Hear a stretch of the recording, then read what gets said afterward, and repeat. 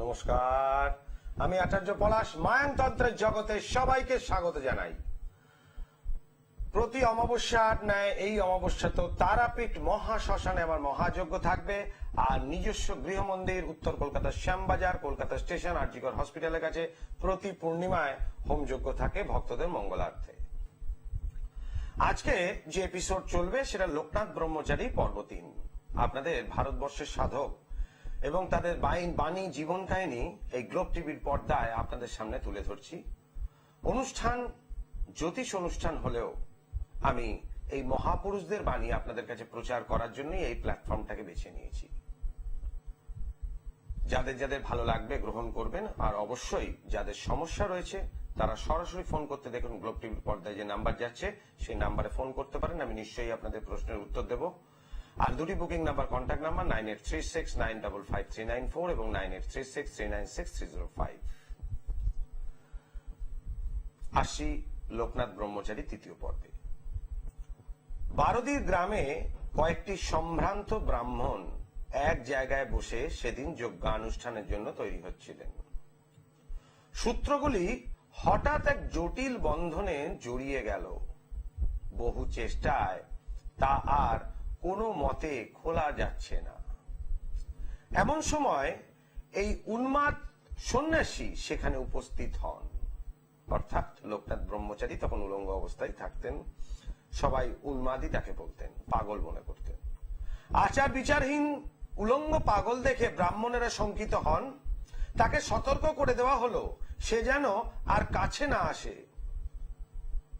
পাগল বলে, জট না খুললে গায়ত্রী মন্ত্র জপ করে নাও, সমস্যার সমাধান হবে। ব্রাহ্মণেরা বলেন, পৈতার জট অত সহজে খোলা যায় না, তাহলে তুমি খুলে দাও। এইবার সেই ব্রাহ্মণেরা তাকে পৈতের জট খুলতে বলে, অর্থাৎ এতক্ষণ কাছে আসতে বারণ করছিল, এখন যেহেতু সে সমস্যার সমাধানের রাস্তা বলে দিল, দেখছে তারা সেই সমস্যার সমাধান করতে পারবেন না। কেন? তার মধ্যে সাধকের কোনো গুণ নেই। সেই ব্রাহ্মণগুলির মধ্যে সম্ভ্রান্ত হতে পারে কিন্তু সাধনা নেই। তখন কি করেন লোকনাথ ব্রহ্মচারী? পৈতা হাতে নিয়ে গায়ত্রী মন্ত্র জপ করে দুদিকে টান দিতেই পৈতের জটগুলো সব খুলে গেল। ঘটনাটি অতি ক্ষুদ্র হলেও এর মধ্যে দিয়ে রহস্যময় মানুষটির আবরণ কিছুটা উন্মোচিত হয়। সমস্ত ব্রাহ্মণেরা এবং বারদি অঞ্চলে দৃশ্যমান সমস্ত মনুষ্যগণ সেই দৃশ্য দেখেন এবং তারা এটা হকচকিয়ে যায়, এক উলঙ্গ পাগলের ক্ষেত্রে এটা কি করে সম্ভব? সে সাধারণ নয়, অসাধারণ কেউ। লোকনাথ উলঙ্গ অবস্থায় এক বটবৃক্ষ তলে ধ্যানমগ্ন ছিলেন।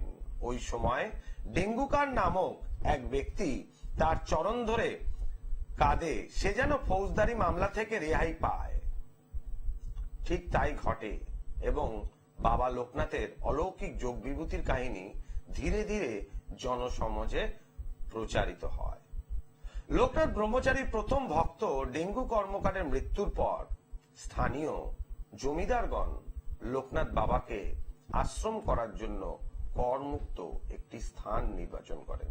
বলে রাখি, বাবাজি ছিলেন সেই বারদির তো ঘুরে বেড়াতেন, তারপর ডেঙ্গু কর্মকারের গৃহে তিনি থাকতেন।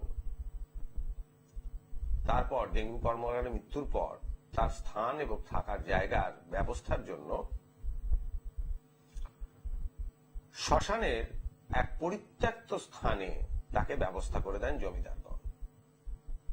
কারণ লোকনাথ ব্রহ্মচারী বাবার ইচ্ছে ছিল তিনি আশ্রম করবেন। তাহলে আশ্রম করার জন্য করমুক্ত স্থান উপযুক্ত। সেই জন্য ডেঙ্গু কর্মকারের মৃত্যুর পর স্থানীয় জমিদারগণ লোকনাথ বাবাকে আশ্রম করার জন্য করমুক্ত স্থান নির্বাচন করেন, এক পরিত্যক্ত শ্মশান। সেই পরিত্যক্ত শ্মশানে বাবা আসন পেতে ধ্যানমগ্ন হলেন। লোকনাথ ব্রহ্মচারী যোগ বিভূতির খ্যাতি অল্প সময়ের মধ্যে এই অঞ্চলে ছড়িয়ে পড়ে। একবার বারদির নাগ জমিদারদের কোন উচ্ছৃঙ্খল পুত্রের সহিত ব্রহ্মচারীর বাবার এক পশ্চিম দেশীয় শিষ্যের মধ্যে দাঙ্গা বাঁধে। অর্থাৎ জমিদারের কিছু বুকে যাওয়া সন্তান তাদের সঙ্গে, অর্থাৎ তারা অ্যাকচুয়ালি গুন্ডা মস্তান, তাদের সঙ্গে বাবার এক পশ্চিম দেশীয় শিষ্য অর্থাৎ বিদেশি শিষ্যের সঙ্গে একটি ঘটনা নিয়ে বচসা হয় এবং দাঙ্গা বাঁধে।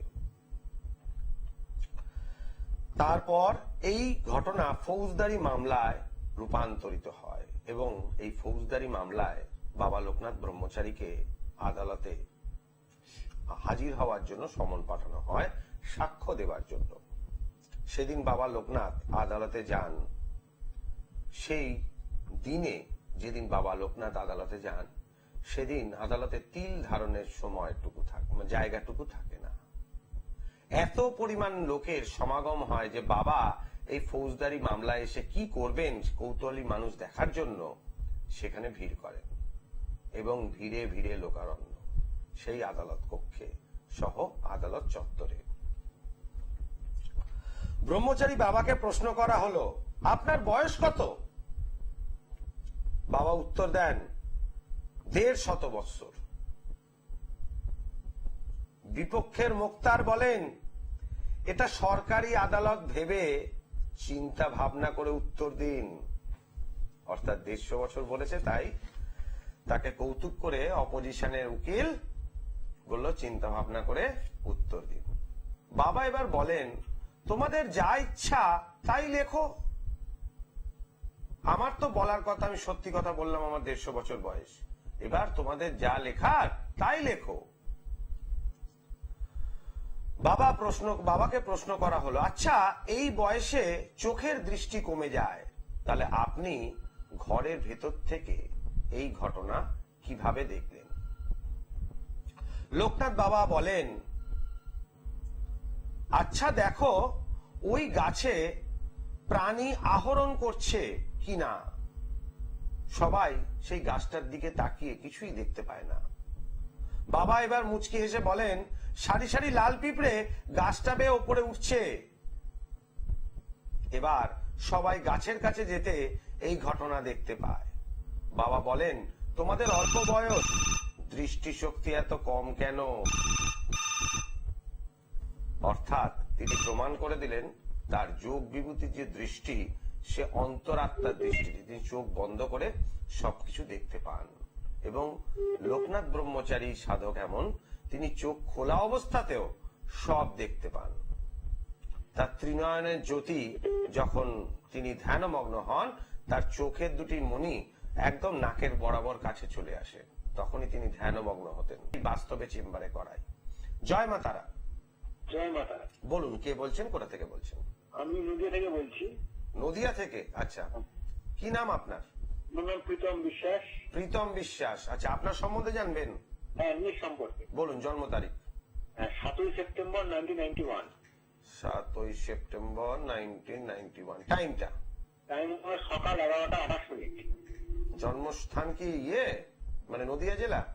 নদিয়া।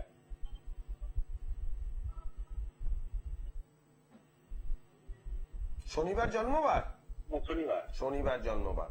আচ্ছা, এখানে দেখতে পাচ্ছি সিংহ রাশি, মঘা নক্ষত্র, বৃশ্চিক লগ্নের জাতক আপনি। খুব রাগ জেদ আপনার রয়েছে। রাত্রি জাগার প্রবণতা আছে নাকি? রাত জাগা হয় একটু বেশি? বেশি, মাঝে মাঝে ঘুম আসে না, দেরি হয়ে যায়। আচ্ছা আচ্ছা, প্রশ্ন কি বলুন আমাকে? প্রশ্ন কেরিয়ার নেই। কেরিয়ার কি করছেন এখন? আমি বিভিন্ন রকম সরকারি চাকরি পরীক্ষা দিচ্ছি আর কি। আচ্ছা, সরকারি চাকরি পরীক্ষার সঙ্গে সঙ্গে আর কিছু কি করছেন আপনি? আর টিউশনি পড়াচ্ছি। Very good. তাহলে টিচিং লাইনেই আপনি পরীক্ষাটা মানে চেষ্টা করছেন যাতে সরকারি চাকরি হয়, বা অন্য দপ্তরে হলো সরকারি হলে ভালো হয়, এটাই আপনার ইচ্ছে, তাই তো? সরকারি। মানে আপনার এখন প্রশ্ন কি যে সরকারি চাকরি হবে কিনা, না কেরিয়ারটা কোন দিকে হবে, কোনটা প্রশ্ন? একটি মাত্র প্রশ্ন। চাকরি হবে কিনা এবং হলে কবে নাগাদ হবে। আচ্ছা আচ্ছা, ঠিক আছে। এইবার বলি, আপনার হরোস্কোপ অনুযায়ী দশম ভাবের ওপর একটা বুধায়িত্ব যোগ সৃষ্টি হয়েছে। সেখানে রবি, চন্দ্র, বৃহস্পতি, বুধে একত্রিত প্রভাব, সরকারি চাকরি হওয়ার সম্ভাবনা রয়েছে। এদিকে নির্ভুল সরকারি চাকরি আপনার একটা হওয়ার সম্ভাবনা রয়েছে। বর্তমানে যে দশা দিয়ে আপনি যাচ্ছেন, 2022 থেকে 2032 সালের মধ্যে চন্দ্রের দশা। সিংহ রাশির ওপর চন্দ্রের দশায় বুধ যুক্ত অবস্থায় আপনার এখন যে বর্তমান পরিস্থিতি, সেই বর্তমান পরিস্থিতি অনুযায়ী যদি বিচার করা যায় এই মুহূর্তে 2025 সালের মধ্যে কোনো চাকরি নেই, হলে 2025 থেকে 26-এর মধ্যে হবে, মানে 25-এর মাঝামাঝি থেকে 26-এর মধ্যে। 25 সালে মাঝামাঝি থেকে 26-এর মধ্যে। হ্যাঁ, নইলে আর চাকরি হবে না। আর একটা হওয়ার যোগ আছে 32 সালে, 2032 সালে, নচেত আর হবে না। আচ্ছা এই দুটো টাইম ছাড়া আর চাকরি হবে না। আচ্ছা। জয় মাতা। দর্শক বন্ধু, আমি প্রত্যেককে যে ফ্রি কনসালটেন্সি মানে ভুলভাল বলা বা কিছু না, একদম যেটা আমি দেখতে পাই সেটাই বলি। ওই জন্য বারবার বলি, জানার জন্য আমার ফিস বেশি, সুতরাং জানার জন্য টিভি অনুষ্ঠান আছে, একটি মাত্র প্রশ্ন করুন, আমি উত্তর দেবো, আমার চেম্বারে আসার দরকার নেই। যদি সমস্যা থাকে তাহলে আপনার সময় মূল্যবান, আপনার অর্থ মূল্যবান, এটা আমি ধরে নিই, কারণ আমার ভক্তদের সময় এবং অর্থ অত মূল্যবান। সেই জন্য আমি বলি, সমস্যা হলেই আমার কাছে আসুন। আমি পেশায় জ্যোতিষী বলে আমার ফিজ আমি নিই, কিন্তু তন্ত্রটা আমার কাছে সাধনা। তাই জন্য মানুষকে সমস্যা মুক্ত করার জন্য প্রয়োজনীয় যা যা দ্রব্য বা কবস্তাবিজ আমি বিনামূল্যে দিই, কোনো পয়সা নিই না। মানুষ উপকার পাবেন, তারপর আমাকে মূল্য দেবেন। জয় মা তারা, জয় মা তারা। কোনো আওয়াজ নেই। জয় মা তারা। হ্যালো হ্যালো, বলো জয় মা তারা।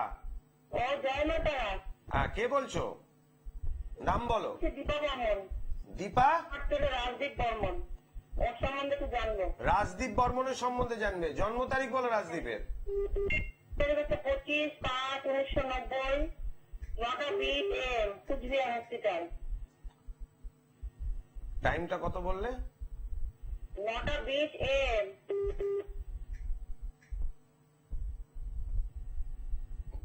বলো, কি প্রশ্ন আছে তোমার? ও আমার ছেলে কেরিয়ার সম্বন্ধে একটু জানতে চাই। প্রশ্ন হচ্ছে আমার ছেলের সম্বন্ধে একটু জানতে চাই। ছেলের সম্বন্ধে? তোমার ছেলেকে তুমি জানো না? এ কি এইসব বোকা বোকা প্রশ্ন টিভি লাইভ অনুষ্ঠানে কেউ করে? হ্যাঁ, ছেলের কেরিয়ার সম্বন্ধে জানতে চাচ্ছি। সেইটা বলো। কেরিয়ার, ছেলের সম্বন্ধে জানতে চাইছো? এসব বোকা বোকা প্রশ্ন করতে নেই মা, লোকে তাহলে বোকা বলবে তোমাকে। ঠিক আছে, বলুন তাহলে। শুক্রবার জন্মবার। হ্যাঁ হ্যাঁ ছেলে ইঞ্জিনিয়ারিং করেছে? হ্যাঁ। কি করে বললাম? কি করে বললাম? তুমি তো টেরা টেরা প্রশ্ন করছো আমাকে, আর আমি উত্তর একদম দিয়ে দিলাম তোমার ছেলে ইঞ্জিনিয়ারিং করেছে। বাকিটা তো আর জানতে পারবে না। তাহলে left বলুন না। তোমার টেরা টেরা প্রশ্নের উত্তর তো দিতে আমি বাধ্য নই, তাই না? আমি যে সঠিক গণনা করতে পারি তার নমুনা তোমাকে দেখিয়ে দিলাম, কিন্তু এই রকম ভাবে ক্যাজুয়ালি বা টেরা টেরা প্রশ্ন জ্যোতিষকে করতে নেই, কেমন? জয় মা তারা। আচ্ছা আচ্ছা। দর্শক বন্ধু, আমি টিভিতে আপনাদের ফ্রি কনসালটেন্সি দিচ্ছি মানে এটা মনে করবেন না যে আমি সস্তার জ্যোতিষী। আপনাদের সাথে যথেষ্ট মার্জনা রেখে আমি কথা বলি, কিন্তু যারা এই রকম ক্যাজুয়াল থাকবেন বা টেরা টেরা প্রশ্ন করবেন তাদের কিন্তু ফোন আমি অ্যাটেন্ড করবো না, আমি কেটে দেবো। তাতে ভালো বলুন আর মন্দ বলুন, কারণ আমি একদম আয়নার মতো। আয়নাতে যেরকম মুখ দেখেন সেরকম দেখা যায়, যেরকম আমিও সেরকম। ভদ্রলোকের সাথে ভদ্র ব্যবহার আর অভদ্র লোকের সাথে সেই রকম ব্যবহার করি, কারণ আমি কোনো পাথর বেচার জ্যোতিষী নই, আমি অরিজিনাল তান্ত্রিক। মানুষের ঊর্জা শক্তি চুষে খেয়ে নিতে পারি এরকম ক্ষমতা আমার রয়েছে, যে কোনো ব্যক্তির, সে যেই হোক না কেন। সুতরাং আমি মানুষের মঙ্গল করি, আমার বাকি জীবনটা আমি মানুষের সেবায় নিয়োজিত করব। আমি কি ছিলাম আর ঈশ্বর আমাকে কি দিলেন। আপনাদের প্রসাদ বলে কেউ একজন কিছু খাইয়ে দিয়ে গেল, এই পুজো হয়েছে প্রসাদ, আপনারাও ভালো মনে খেয়ে নিলেন। সেই প্রসাদের মধ্যেও তো ওষুধ করা থাকতে পারে, আর ওষুধ চালান হলে বিপত্তি শুরু হয়ে যায়। মানুষকে সমস্যা মুক্ত করবে, এটাই আমার সংকল্প, এবং প্রত্যেকটা মানুষ আমার কাছে এসে উপকার পান। আমার নিজস্ব বাসগৃহ উত্তর কলকাতা শ্যামবাজার, উত্তর কলকাতা শ্যামবাজার, আরজিগড় হসপিটাল, কলকাতা স্টেশনের কাছে। প্রতি অমাবস্যায় তারাপীঠ থাকি, এবং অমাবস্যার আগের দিনও তারাপীঠে আমার চেম্বার থাকে। অমাবস্যার আগের দিন আমি বর্ধমান চেম্বার করে তারাপীঠ যাই। আর বুধবার দিন থাকে ব্যারাকপুর, শুক্রবার থাকে হাওড়া ময়দান। দুটি বুকিং নাম্বার, কন্ট্যাক্ট নাম্বার 9836955394 এবং 9836396305। আজকের মতো এখানেই বিদায় নিচ্ছি। আসবো লোকনাথ ব্রহ্মচারীর ৪র্থ পর্বে গ্লোব টিভি পর্দায় আগামী দিনে। ओम सर्वमंगल मंगल्ये शिवे सर्वार्थ साधिके शरण्य त्र्यंबके गौरी नारायणी नमस्तुते।